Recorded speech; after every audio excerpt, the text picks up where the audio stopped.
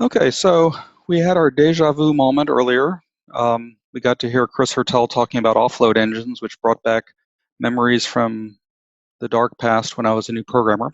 Now we get to bring back memories of Unix extensions. So I guess here's a quiz question for you. How many of you guys realize that there was actually, in the earliest versions of SMB, HP, SCO, and others had done Unix extensions back, as early as 1990. That's a long time ago. So I chaired the SNEA SIFs group that documented this, but the work was, a lot of the heavy lifting was done originally by SCO and HP and others.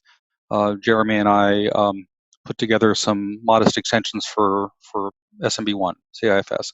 But as you guys know, and I want to emphasize again, CIFS is a 4-letter word, don't use it. We want to be using SMB3.1.1. And the security improvements are essential. But here's the problem. The problem is we need to have some of the features that were available back 30 years ago, 20 years ago, 10 years ago in the earlier SMB1 version of this. Now, one of the reasons that hasn't happened is that we had a lot of hacks and compensations, and also because a surprising number of workloads don't actually require it. But let's start out by explaining why the job is hard, because we don't want to feel too guilty and make Jeremy feel guilty or me feel guilty or Relian feel guilty. Think about Linux. I think some of you guys, if you've ever worked at HP or IBM or Sun or Oracle, you've met people who were on the standards committees that define this evil thing called POSIX. And, XOpen, there were groups that defined APIs, and they were tiny, the set of APIs, but we kind of assume that's all that matters. One of the things that's fascinating about Linux is Linux has absolutely nothing to do with POSIX in some sense, right? A tiny percentage of the Linux syscalls are POSIX related. So as an experiment, this was back in the Storage Developer Conference in Tel Aviv, I just grepped. How many syscalls do we have? I think I checked yesterday, maybe they got rid of a couple. There was at 848. 500 of these syscalls are documented in man pages. Now think about that, 500 syscalls. I mean, obviously there's more library functions and things like that, but kernel interfaces, there's 500, more than 500. And you're like, oh, none of them matter, most of them don't matter. Well, okay, look at the file system layer. Look at this thing on the right. 223 kernel calls in the file system layer that apps can make, 223. Now, some of them are duplicate kind of stuff, right, where they're slightly, one-offs of something else. But, we really have probably worst case triple or quadruple the syscalls to deal with that POSIX had to deal with in the dark ages. Linux is big. And we're not talking about POSIX extensions in some sense. We're really talking about broader Linux extensions to make Linux work great to Samba. What's the goal? We want to make Samba a fantastic server, the kernel server a fantastic server, Azure a fantastic server. We want to make these servers fantastic for dealing with Linux. In Azure, it's interesting, they talk about this a lot, how even in Microsoft, right, that over half the VMs that we deal with are Linux, right? So we have to, whether we're working in the cloud, Azure, or whether you're talking about Samba, or whether you're talking about some NAS appliance, or you're talking about some embedded device reading the new kernel server, we have to support Linux well. And it's hard. Look at the man pages, right? 513 syscalls, that's a lot. Now, okay, so this, you could argue, well, these were all done years ago. Well, you guys remember sambaXP last year?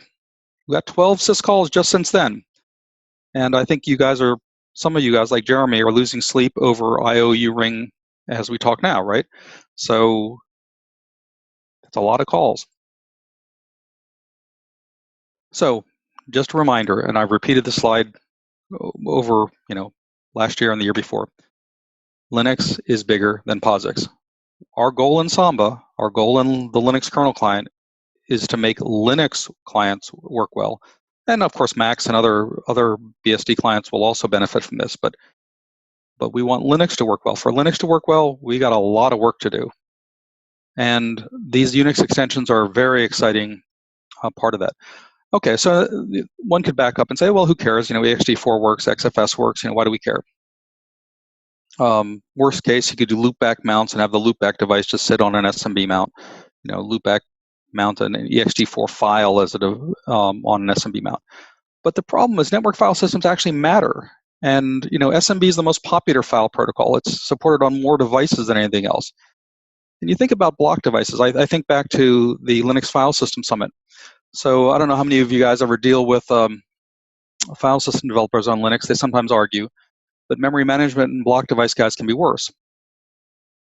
I remember an argument that they were having about RDMA and what to do about trying to delete a file that this block device that had RD, and the file system people are all scratching their heads wondering, why are they even having this discussion? Because you shouldn't ever be using RDMA without having a file system on top of you that can referee, that can deal with locking, that can deal with leases, that can deal with the consistent metadata.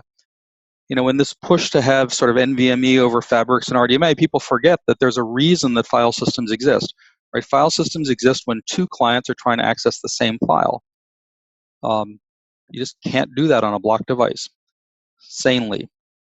Network file systems matter, not just to the cloud, not just in narrow use cases.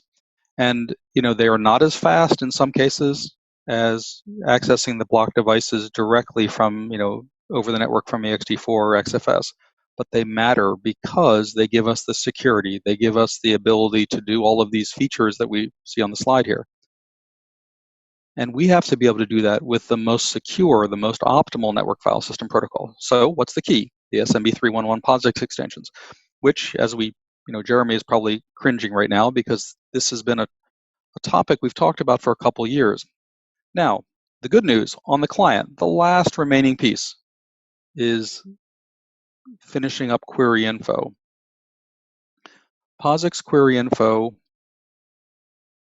and a related thing, we're supporting the special reparse tags that I'll talk about in a future slide. POSIX query info is targeted for the 5.8 kernel. Aureliana, we're discussing some of the approaches to that. The 5.8 merge window should open up in about a week.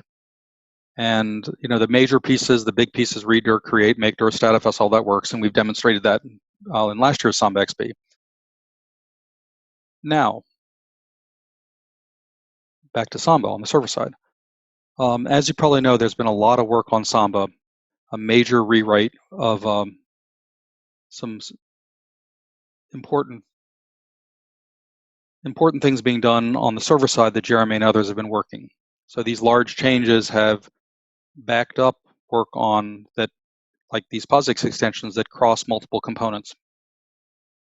Also, the special file handling in the Samba Git tree for this needs to be updated. So there's a Git tree on samba.org that Jeremy has, and it has all of the changes except for a little bit more for special file handling for dealing with sockets, FIFOs, and care devices, which are relatively rare cases compared to the other parts. But here's the good news. So even though the Samba work has been delayed, obviously the client work is basically done. Even though the Samba work is delayed, the SMB kernel server has actually made some progress on this. So I was just looking at the code, in between the two talks this morning, and it parses the POSIX negotiate context. It decides whether the client supports POSIX. It parses the POSIX open context.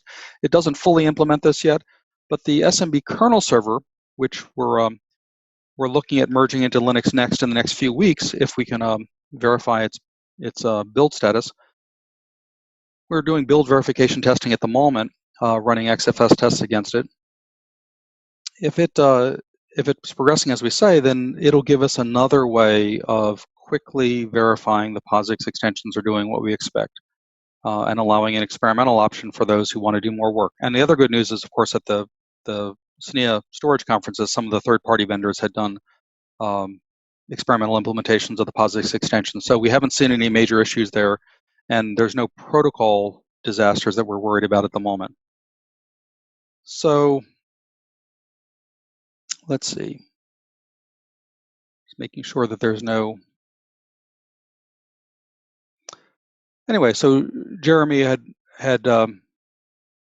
noted that there's a VFS rewrite, and I completely agree with that prioritization, despite my agony about not getting the POSIX extensions on the server. With the VFS moving into the 20th century or 21st century, however you view it, this will help everyone. And I think that going forward, I'm glad that's being done. I just wish it was done a little bit faster, but Jeremy is doing some very hard work on that. And the good news, though, is that it allows us also with the kernel server as an additional experimental point, and these third-party vendors, we can get some better data. And obviously, any help that you can do on the server side to help Jeremy out, help those out that are working on this would be great, because that code has actually been reasonably stable on the server side for over a year, but it has dependencies on these components that Jeremy noted. Okay, so the other good news, I think, is that Aurélien did Wireshark patches for this. And so you can view the network traces and understand what's going on and realize that these POSIX extensions are not as big as some of the, well, they're not as big as the SMB1 POSIX extensions were. We're able to leverage existing SMB3 features because SMB3 already provided a lot of what we needed. So one of the cool things is even at the test event last year, not just at the IO lab you see here with Samba Team members, including Jeremy and Metz and others. At the SNIA Storage Developer Conference in Santa Clara, and then in Israel, in Tel Aviv, this just before the COVID crisis hit, we were able to test these, and it's looking pretty good. So here is an example of Wireshark trace. You can see that negotiate is a very simple change. You can see the highlighted area was all that had to be added for the POSIX extensions in this. And once again, this is somewhat review for people, but I wanted to provide some context. Advertising the POSIX extensions is as simple as sending this negotiate context. It's really easy to do this. And the context doesn't have to contain much, as you can see from this Wireshark. Thank you, Aurélien, by the way, for the Wireshark improvements here. And then on open, all that's required, since everything in SMB is, other than negotiate and session setup and tree connect, everything is handle-based. All we have to do is, when we open the handle, specify the POSIX create context. And I think you guys can see it here on the bottom right.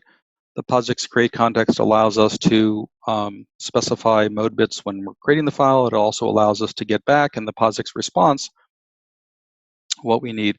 And it also, because, in effect, it's got versioning, right? Because you can have a separate create context for V2 or V3.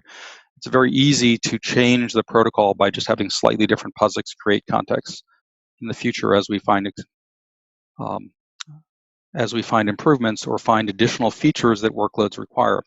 Okay, so what about other clients?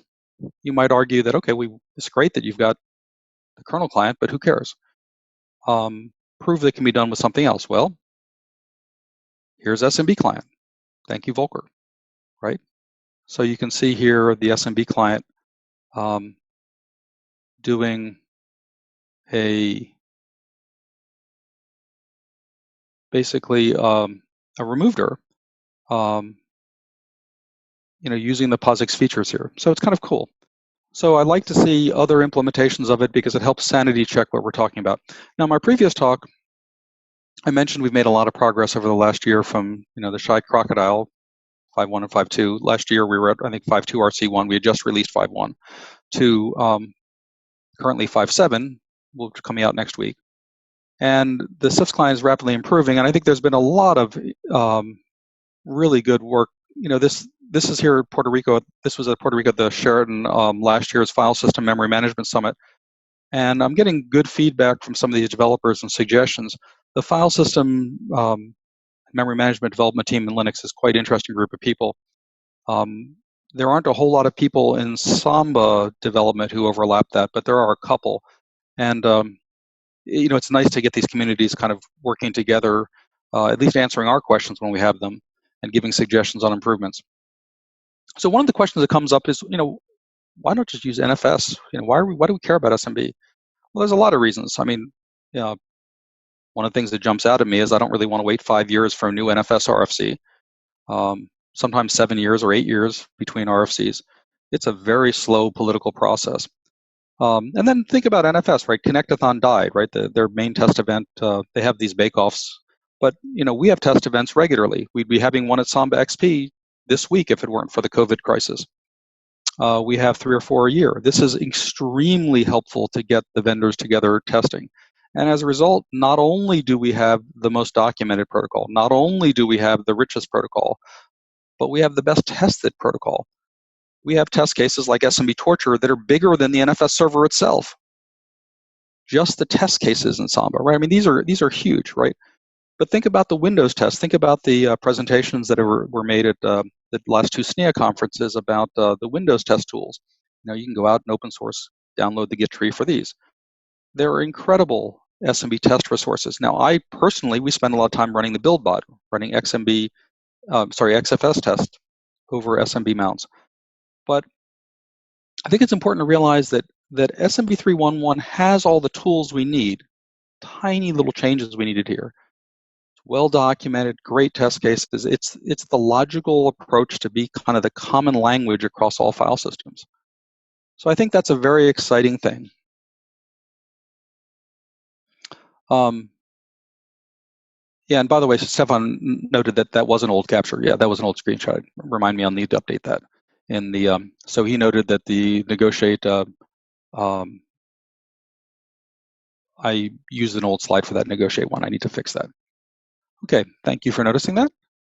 Okay, so why not use other protocols? Well, SMB3.1.1, as we saw, is easily extensible. As Stefan noticed, right, in the negotiate, we just have to send an array of 1 or more GUIDs that indicate which create context we support.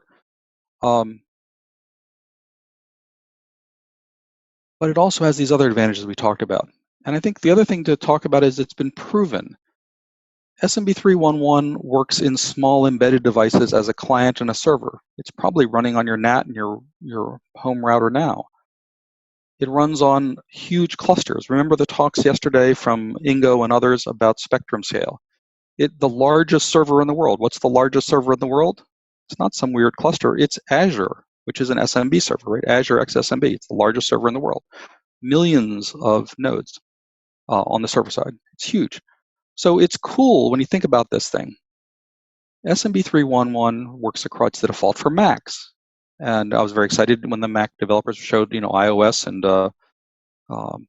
we're showing the iPhones and tablets all using SMB.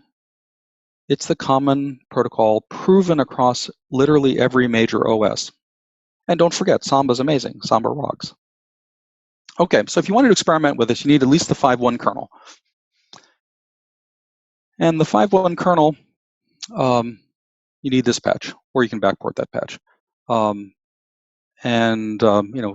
Ubuntu, for example, if you spin up Ubuntu in Azure, the stable releases are running either 5.3 or 5.4, so you'll have this.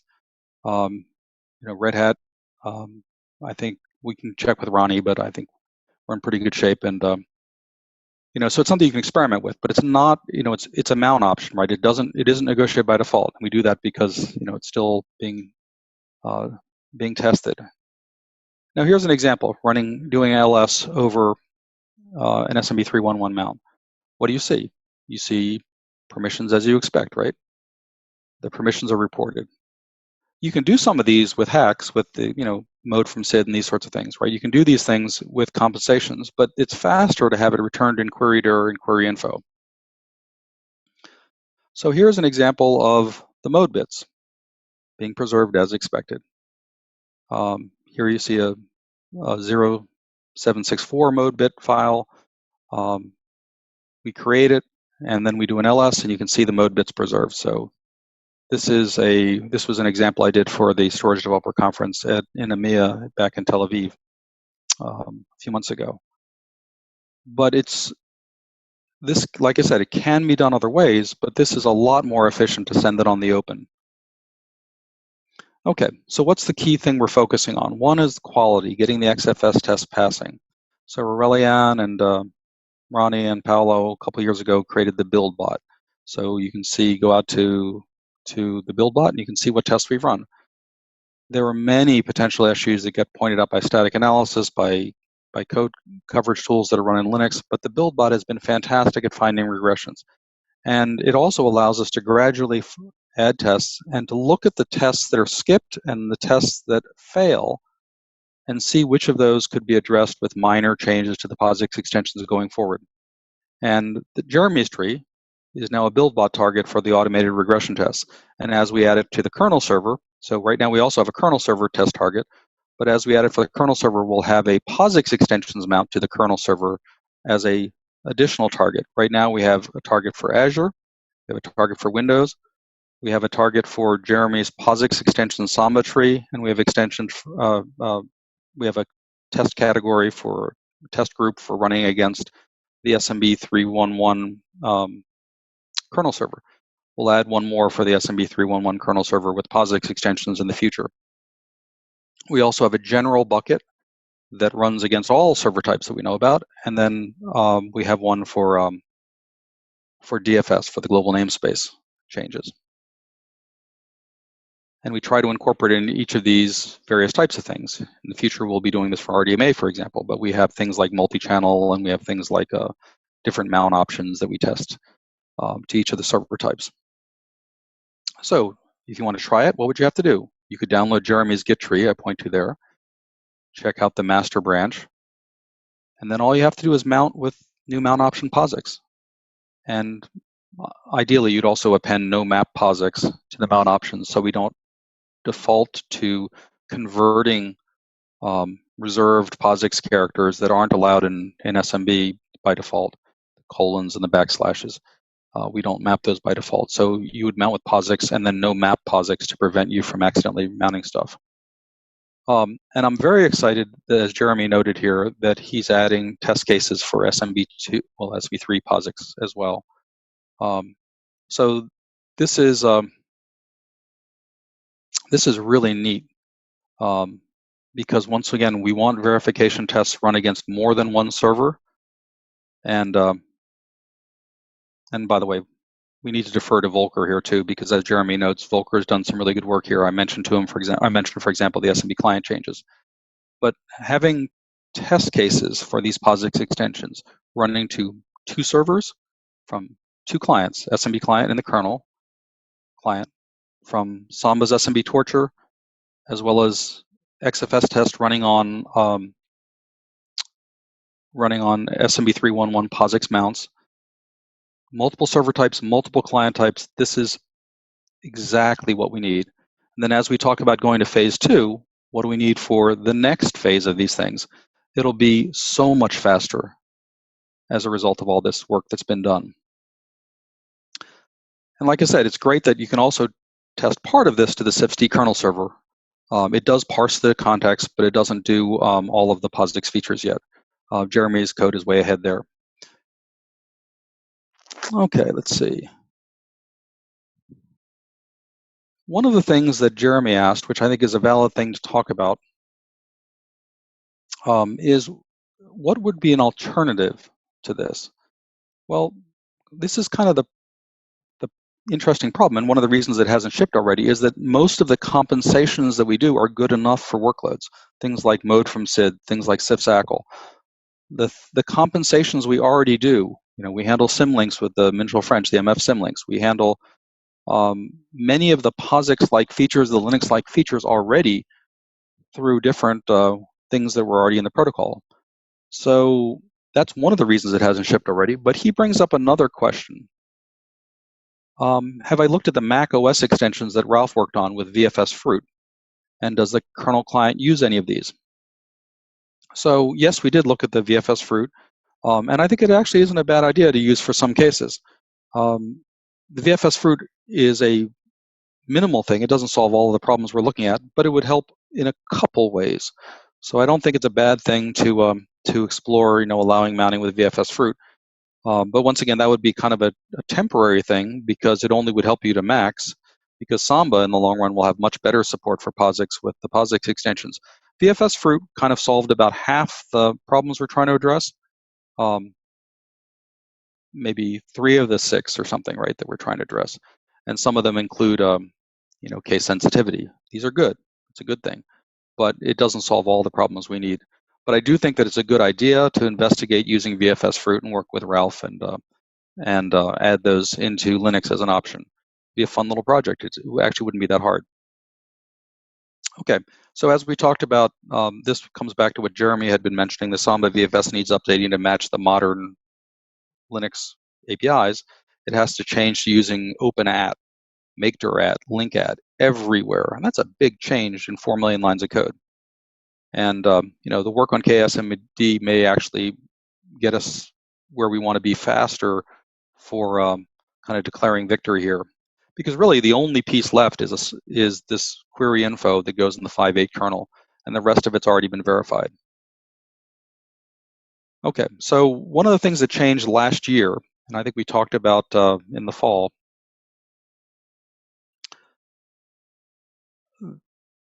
what changed? Well, as we did these investigations, and maybe this is a benefit of not shipping it a year ago or 2 years ago in Samba, we found that WSL, the Windows Services for Linux, has a different approach to handling symlinks and special files. It advertises FIFOs, care devices, block devices, sockets as distinct reparse points rather than a generic reparse point that you then have to query. So because you don't have to query it, it saves a round trip. So if you had a directory listing with care devices and block devices and FIFOs and sockets, you wouldn't have to do as many query infos. The reader would return the info you needed in the reparse point. And that saves round trips, which is good. It saves that extra query. So we made the decision to recommend that the server returns these special file types if it wants to advertise. Some servers hide them. It's a very small change. And once again, it's a recommendation. There are other ways we could do this, but I think that advertising special files, care, block, FIFO, and socket as this has advantages. For symlinks, of course, let's talk about something very. Jeremy loses sleep every day thinking about symlinks. Samba developers lose sleep every day thinking about symlinks. Symlinks are horrible if they're on the server side. And the only case where they could possibly be valuable on the server side is if you're exporting multiple files systems, NFS and SMB or whatever, exporting the same share. And symlinks evaluated on the server can be really dangerous. The beauty of how we handle symlinks today by default with MF symlinks is that they're evaluated only in the client. There's no security issue at all on the server. So whether the server chooses to expose symlinks via these special WSL-like reparse points, that's the server's config choice. Go into SMBconf, set it, whatever Jeremy wants to do. But the special files are safe to advertise as reparse points. The symlinks, you can do whatever you want on the server side, but I don't want Jeremy to lose any more sleep on that. So typically, I expect people are going to mount with MF symlinks, and the symlinks will only be evaluated by the client. But once again, that's a server choice. The wonder of working remote is that connectivity problems can happen. So what I probably should have done is switch to my cell phone, but what fun. Anyway, so we're back to a really interesting discussion, and there were some very good questions, and I wanted to go take a quick look at those and see if I missed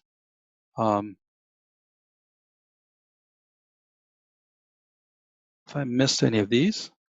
It looks like I did. Oops, I don't see any open questions. So as moderator, did you see any additional questions that I don't think so, no. I thought there was a couple others that had been asked. Because when I restarted it, it clears all the questions that were displayed. The last real question was from Jeremy. Do you want to change into the SMB2 plus POSIX extensions? But the rest is only comments. So and I think the answer on that one is yes. These reparse tags make a lot of sense, and the screen I'm displaying gives you an example of that. That was really the only protocol change that happened, and that affects a relatively small subset of things, right? These block and care devices. Now, when we talk about phase 2 of this, we talk about additional things. We're going to have to come back to some specific things. There's a few fallocate related changes. There's handling certain sparse file options that that may be useful, and there may be specific narrow octals. But one of the things I want to leave, I really want some feedback on this, is how we better integrate SE Linux. I was fascinated that last year the NFS developers gave I think Chuck Lever gave a talk at the Linux Security Summit about what could be done to integrate SE Linux into the protocol. We have, of course, the ability to use X-adders, right? So we could have the server recognize the X-adder is used for SE Linux for changing things. But I do get the feeling that that there are specific things about SE Linux support that we could do with tiny modifications to the protocol that might not even require new Unix extensions, might just be new ioctls or new pseudo X-adders. But it's something that I want to think about because we want to make SMB the most secure way to access files going forward. We have encrypted connections by default to many server types. We have, the Windows guys were talking about military-grade encryption, AES 256. SMB does great authentication through SPNego, tunneling the Kerberos negotiation. We have the features needed, but we don't want to miss little things like SE Linux extensions. I think if you look at some of the things that NFS has been doing, they were a little bit more aware of this than we were in the past, and something we ought to take a look at. If you wanted to use these extensions today, what would you do? On the client, you would mount username and password like usual. You don't even have to specify verse equals 3.1.1. That's the default now, so you can leave that off. You specify POSIX. Now, depending on what you think of symlinks and Jeremy's fear of symlinks, I prefer doing the Minshall French symlinks, the Apple-style symlinks, where they're only evaluated in the client. So I use MF symlinks. We do no map POSIX because when you do no map POSIX, colon and backslash will come across as it was stored on the server's disk.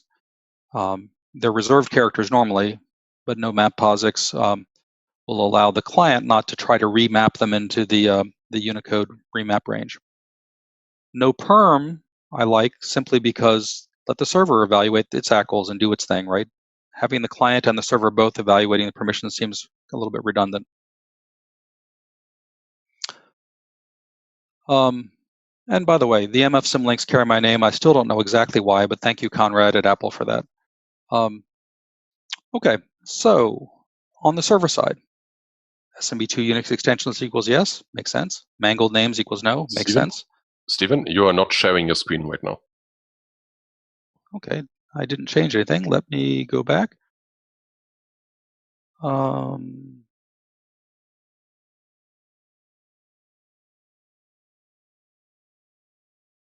That's interesting.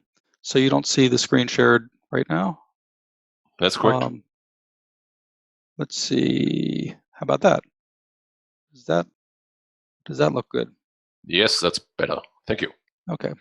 So what I had talked about on the previous slide, make sure you saw that, was these reparse tags, and then how to use it on the client. By the way, this obey PAM restrictions is a really fun thing. It was one of those examples where, even after many years of working on Samba, why do we have to use obey PAM restrictions? Why do we have to remove that? Why would anybody set it? Because it's oddly enough in Samba affects the mode bits that are set by default by the server. In any case, as Jeremy notes, SE Linux has an issue that uses X-adders on symlinks, but we're doing MF symlinks and we can get away with it. Good point. Let's see. So it's easy to set up on the server. On the client, specify POSIX. Typically specify no map POSIX so you don't remap the file names. And then it's your choice whether you want to do no perm and MF symlinks. Very easy. And you notice if you wanted to look, by the way, at where we're talking about this reparse tag, here is an example of a readdir returning the reparse tag that allows us to more quickly, and you can see an LS here, right? I've got an LS of a directory that has a block file, a char file, a FIFO, a socket, and a symlink. So here's an LS using these reparse tags. It avoided having to do these extra round trips. Notice that the find request didn't have query info, query info, query info right after it. And the POSIX query dir is very cool. Okay, so back to what works. Mode bits, they work. Client followed symlinks works. Hard links work. That works all today without the extensions, right? But with extensions, you can get unlink and rename semantics. So if a file is open and you're trying to delete it or rename it, you don't have to do the NFS silly rename. Case sensitivity works. By the way, in Samba today, you can do case sensitivity with a Linux mount without POSIX, but you'd have to specify case sensitivity in the SMB.conf. But the POSIX unlink and rename are important. And of course, in addition, you're getting a better way to return mode bits. It's a little bit easier. Now, you can use mode from SID to get mode bits. I mean, here's an example, right? I think in my previous talk, I showed you all, 4,096 combinations of mode bits work. And then with the 5.8 kernel, you can even on create set the owner information in the ACL, but it's a lot cleaner to use the POSIX extensions. So what about the kernel? We need to be able to quickly update the protocol when somebody adds a new API. When Dave Howells gets bored with whatever he's working on now, Dave Howells at Red Hat adds a new API, StatX2 or whatever it's going to be, we need to be able to quickly update the protocol when it's not possible to do with today's thing. And we need to better interact with the containers community, the Kubernetes guys, databases, and many others about what they'd like to add. I had a funny example I was debugging recently. There was guys using these Alpine containers, and they do an LS, and they'd actually have to do like 2 readers to get something because of a bug in their libraries. And we have to be careful about these changes. When an app has a bug, like this Alpine containers thing, where they're using something other than libc, they're using, their LS is calling something else. When the app has a bug, we have to be careful about hacking in changes. But there are a few examples where we may be able to, rather than add Infolevels, maybe add an ioctl, maybe add something very small. But I think that we are going to find that there are at least worth discussing with these communities, and we need to better interact with the MySQL guys, with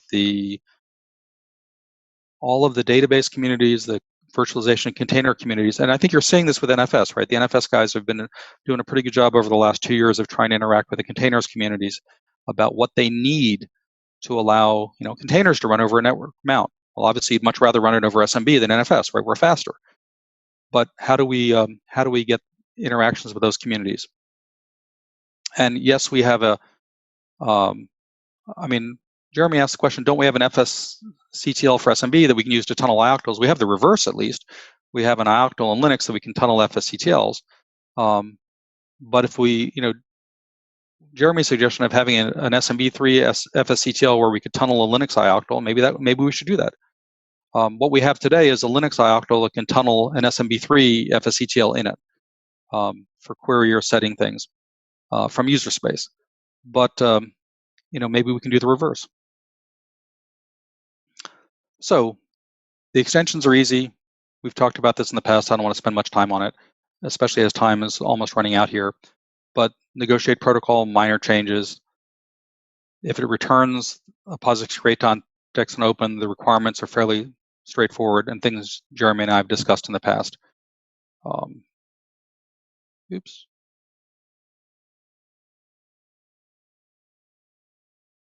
The only thing that's changed is reparse tags. The format of the POSIX owner and mode bits information is in the ACL. It's relatively straightforward. The info level 100, we don't have to worry about much, just one. And I want to make a call out to Aurelian, thanking him for the work on Wireshark and also the Pike test code. I forgot to mention the test cases we have for Pike for this. So not just SMB torture, Volker's work, but also this Pike test code. Next steps, we got to keep debugging it. We need to help Jeremy out on the server side. On the kernel server, we need to finish up the POSIX extensions on the kernel server, help Namjay and Sergey out with that. And we have one piece left on the client side, and that's the query info finish up. And I think when it becomes non-experimental is largely up to Jeremy and the Samba guys when they have time to do additional merge of this, because I think the Linux kernel server, although it's an incredibly useful project, is still going to be experimental for a number of months, probably through next year. It's a great project, but we really need this in Samba. So help Jeremy out, please.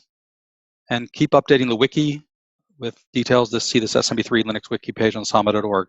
And we welcome questions or comments or feedback. And it looks like it's good shape. Here's the the SMB3 Linux web page. And we have time for maybe one or two more questions, but then I think I have to give it over.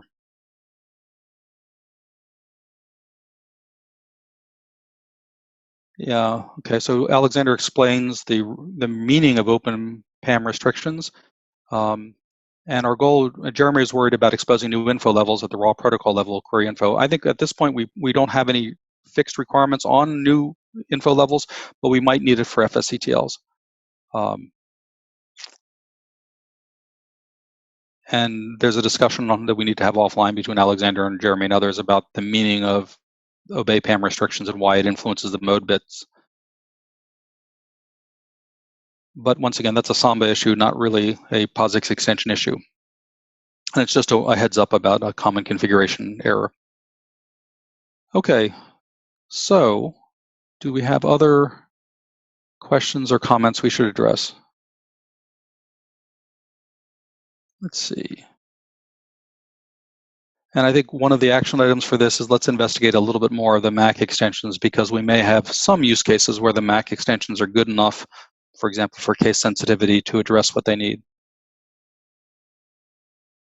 Okay.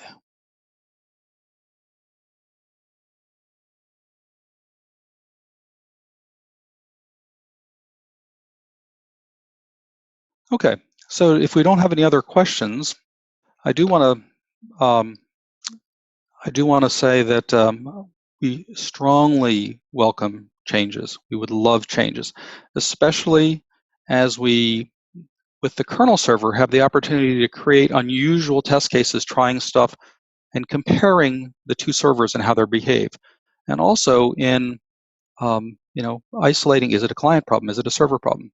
And I also want to encourage you guys to look at XFS test in more details. This is the common test bucket across all Linux file systems, whether it's ext4, XFS, NFS, SMB. And SMB does quite well. We run more XFS tests than NFS, and we run them every day, every week. But I do want to encourage you guys to look at that, not just as part of your distro regression testing or whatever your company cares about, but also as a way of finding out what we should add to Samba to make what we do the most important thing to everyone in the world. We're in this COVID world. We're having to work remote. We're storing everything in the cloud. We're storing everything on remote servers. This is the time we need to get the SMB3 protocol as the common way to access everything. Not just save my presentation in Azure, not just save your resume if you've had to switch jobs, but also everything we store should be using secure, encrypted SMB3.1.1, not some weak, crappy protocol. We should be using, eat our own dog food, guys. Let's use the stuff that we know and love and we know is secure, and let's make it work for all of our workloads.